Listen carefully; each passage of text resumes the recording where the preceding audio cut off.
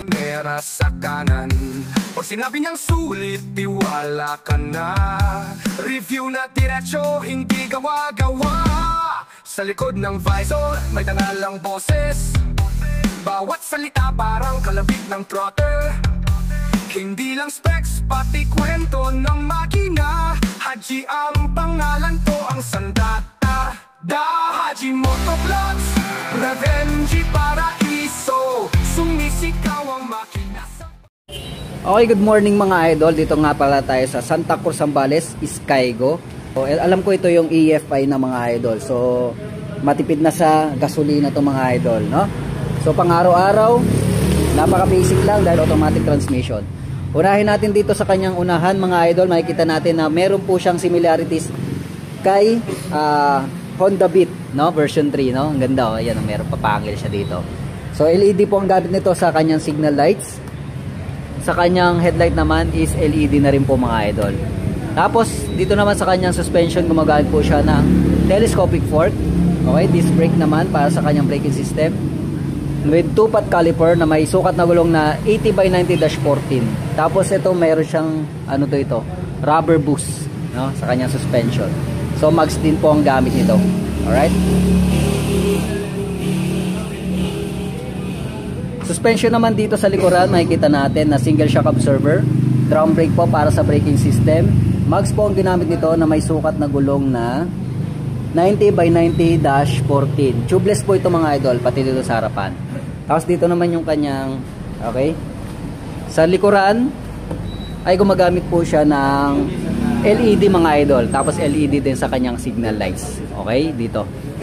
Then, pagdating naman sa kanyang muffler, ito, ang cover ng muffler nito mga idol is stainless steel mga idol. Tapos, air-cooled po ang gamit nito. Ito yung kanyang fan. Alright, air-cooled siya. Pero ang kagandahan nito, EFI na siya. Meaning, fuel injection na siya. Ayan, Blink 150 EFI. So, 150cc na po siya mga idol. Yan. Napaka-compact ang disenyo nito para siyang Honda Beat talaga mga idol. Then, dito naman yung kanyang crankcase niya mga idol, no? So, wala na po siyang traditional na padyakan. So, meaning, malakas na kuryente na ang dulot nito mga idol. Tapos, ito yung kanyang airbox. So sa taas naman mga idol, makikita natin na digital na po ang kanyang panel. So makikita natin yan. Ayan, digital na po ang kanyang panel. May mga indicator din siya, no? So napaka-astig at formado na rin. Sa naman, buttons naman, meron po siyang high and low with passing light, turn lights, busina. Sa kabila is on and off ng headlight, then electric starter button. So ito yung kanyang throttle control with brake lever sa unahan, then hand grip with brake lever para sa likuran naman mga idol. At ang kagandahan dito, meron po siyang pa-carbon lodi dito sa kanyang handle, no, sa harapan. Yes sir. Tapos ito naman din is ibang texture niya, oh. Yan. So ayos na ayos. So ang kagandahan nito, meron para siyang USB charger area na kung saan pwede ka na mag-charge anytime, anywhere. Ayan. So USB charger meron na po siya. Tapos ito, yung kanyang utility packet, yung isa malaki, yung isa makipot. Tapos ito naman yung kanyang susian, okay? With shutter lock na po siya mga idol, and seat opener, tingin ko. Alright? So, ito pala yung seat opener niya mga idol, dito. Okay? Tapos meron pa rin siyang utility hook mga idol. Check natin dito, wala siya dito lang sa harapan. Okay? Flat footboard niya mga idol, ang ganda. May anti-slippery pa siya mga idol, oh. Tapos tingin ko nandito yung kanyang baterya. Alright, parang sa Honda Click saka Honda Beat. Okay. Tapos ito naman yung kanyang upuan, buksan natin.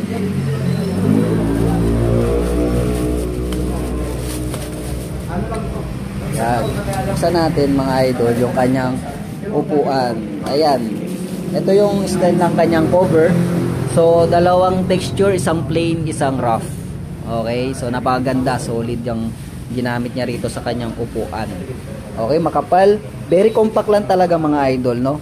Hindi katulad ng ibang 150cc. Okay, so ito ay very compact. So, dalawa pa lang yung nito, isa 150, yung isa naman Blink 125 naman to, no?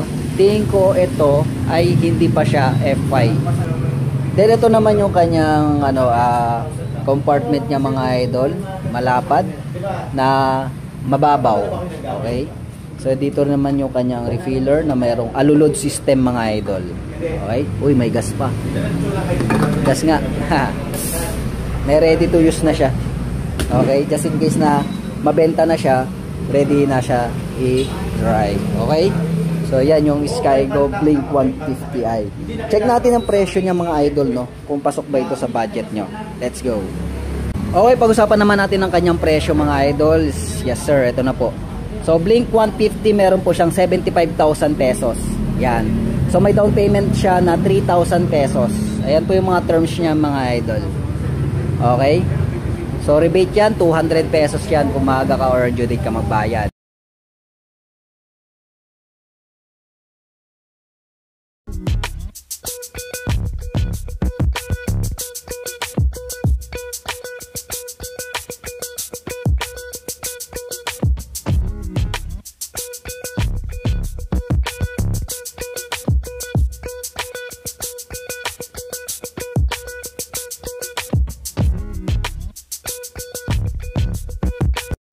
Okay, isang maulang araw na naman mga idol. Dito naman tayo sa Honda Guanzon Masinloc branch para mag-check ng motor. So ito nga si Honda Beat Playful Edition or Standard Edition mga idol.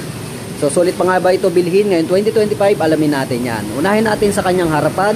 So nandun pa rin ang kanyang napaka-pogi at napaka-sporty na design mga idol. Kulay nga pala nito is red and black. Tapos dito sa kanyang unahan, gumagamit po siya ng LED para sa kanyang headlight. So yung version 2 dati is ordinary bulb pa lang, ito LED na. Tapos ang kagandahan nito, pinat bulb na rin po ang kanyang signal lights. Okay? So dito naman makikita natin yung kanyang minimalistic na Honda Beat na decals. So maliit lang na design. Pero pagdating naman dito sa kanyang gilid, napaka-sporty. Parang playful talaga. So nakalagay Honda, tapos Beat, tapos mayroon pa stripe and box na kulay black. Okay? So yung decals niya, ganyan yung itsura niya. So pagdating naman sa kanyang suspension, sa unahan ay gumagamit po siya ng telescopic fork. Disc brake para sa kanyang braking system with 1-pot caliper. Tapos nakamags po siya na color black po siya. Sukat ng gulong niya is 80/90-14 at syempre tubeless po siya mga idol. Then pagdating naman sa kanyang likuran mga idol, sharp edges na design dito sa kanyang taillight. So gumagamit po siya ng ordinary bulb, peanut bulb naman para sa kanyang signal lights mga idol. Tapos dito meron kang makikita na sticker na Honda. Dito naman makikita natin yung kanyang plate light. Then ito naman yung kanyang reflector na maliit lamang. Okay, ito yung kanyang back fender na napakalapad. Tapos meron naka-intact dito na plate holder. Okay? Suspension nito, gumagamit po siya sa likod ng single shock absorber, drum brake po para sa braking system. Mags po ang ginamit niya na mayroong black color. Then meron po siyang sukat na gulong na 90/90-14. Syempre tubeless din siya mga idol. Okay? Pagdating naman sa kanyang gilid mga idol, makikita natin yung napaka-playful na design ng kanyang decal. So meron siyang halong red, white. Okay? So nakalagay dito Beat. Ayan. Then dito naman makikita natin sa bandang ibaba ang kanyang airbox na nakalagay dito ay ESP. Siyempre equipped na ito ng enhanced smart power na kung saan malakas na hatak kahit 110 lamang ito. Okay? So dito naman yung kanyang crankcase. Okay? Na merong kickstarter. Okay, ang kagandahan nito ng kickstarter mga idol is just in case na malobat o humina ang baterya ng motor mo. So CVT drive po siya, meaning gas and go lamang, automatic transmission po siya. Kabilang gilid naman mga idol, okay, andun pa rin yung kanyang decals. Kung anong decals doon sa kabila, decals din dito sa kabila. Okay, tapos nandito naman yung kanyang muffler na merong cover or heat guard. So meron pa siyang pa-carbon lodi, plastic pong ginamit niya rito mga idol. Tapos ito naman yung kanyang fan para sa air cooled, dahil ito ay gumagamit ng air cooled para sa pagpapalamig ng makina. Mapunta naman tayo sa taas mga idol. Unahin natin yung kanyang side mirror. So sporty din ang kanyang side mirror mga idol, no? So standard naman siya, tapos para siyang dahon style or lip style. Okay?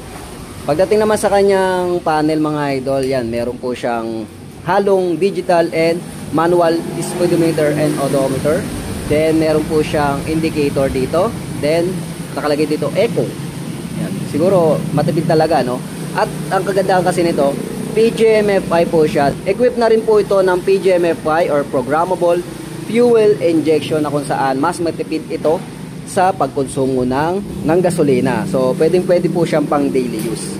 Button and switches naman mga idol, meron siyang high and low, busina, turn lights. Then ito naman electric starter button. Tapos sa controls naman, ito yung kanyang throttle control with brake lever sa unahan. At ito naman yung kabila, hand grip with brake lever para sa likuran. At syempre ang kagandahan nito, meron po siyang park lock lever na kung saan kung sakaling ikaw ay magpa-park sa inclined o uphill road, so hindi ka mangangambang magdaus-dus ito. Okay? Pagdating naman sa kanyang convenient features mga idol, meron po siya dito na shutter lock key na kung saan yung mismong takip ay pwede mong takpan. So safe na safe ito sa mga magnanakaw. Tapos ang kagandahan nito, ito yung kanyang seat opener button. Napaka-convenient at napakadali siyang buksan itong upuan yung mga idol. So pagdating naman sa kanyang convenient pocket, unahin natin itong walang takip. So maliit na makipot pero pwede na rin paglagyan ng kung ano-ano. Okay? Tapos andito naman yung isa na mayroong cover para sa power outlet socket mo, para sa charging port area mo mga idol. So pwede ka na mag-charge anytime anywhere. So sana pinalakihan siya, no? Pero but anyway, pwede naman yung mga maliliit lang, condom, pwede rin, walang problema. So dito naman meron po siyang helmet hook na kung saan hindi lang siya helmet hook, kundi pwede mo rin siya sabitan ng kung ano-ano. Okay? Kung ikaw ay delivery rider or nautusan mamalengke, magandang bagay ito. Okay? Tapos meron pa siyang flat footboard na kung saan malaking tulong ito sa mga extra baggage mo mga idol. Ang ganda ng kanyang footboard matting. Oh. May mga anti-slippery. Okay? So, ganun. Okay, pagdating naman dito sa kanyang upuan mga idol, kanot po siya attraction ng kanyang gamit dito na may butas-butas. May mga pa-stitches pa. Okay, very premium ang design. Tapos pagdating sa foam, okay naman, medyo makapal dito sa rider, tapos manipis dito sa pillion. Siyempre pillion lang yan mga idol. Hindi naman siya yung nag-ride.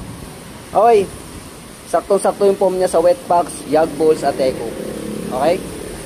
Then pagdating naman dito sa kanyang underseat compartment mga idol, malaki po siya para sa 110cc na katulad nito. Then ang kagandahan nito, hindi siya maliit, hindi siya malaki.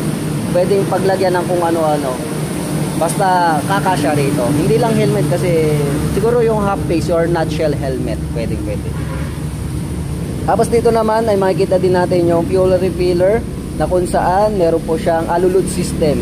Tapos meron pa siyang design na fit. Okay? At pag-usapan naman natin ang kanyang seat height and dimension mga idol. So makikita naman natin na very compact itong motor na to.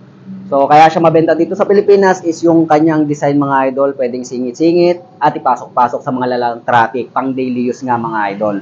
Pagdating naman sa kanyang seat height mga idol, ako po ay 5'4" in height. At makikita nyo po na lapat ang aking paa na nasa front ng rider position po mga idol. Then pagdating naman sa kanyang bigat mga idol, hindi naman siya mabigat, napakagaang niya mga idol. Kayang-kaya ng mga lady rider or merong kanipisan ng katawan. Very convenient talaga gamitin ito pang daily use mga idol. At ito na nga ang presyo ni Honda Beat Playful mga idol or standard version mga idol. So dito nga pala tayo sa Honda Guangzhou Masinloc branch. So via Guangzhou Masinloc branch po ito mga idol. Ang cash nito is nasa 72,900 down payment, 4,800 at ang 3 years monthly nito is 3,955 pesos.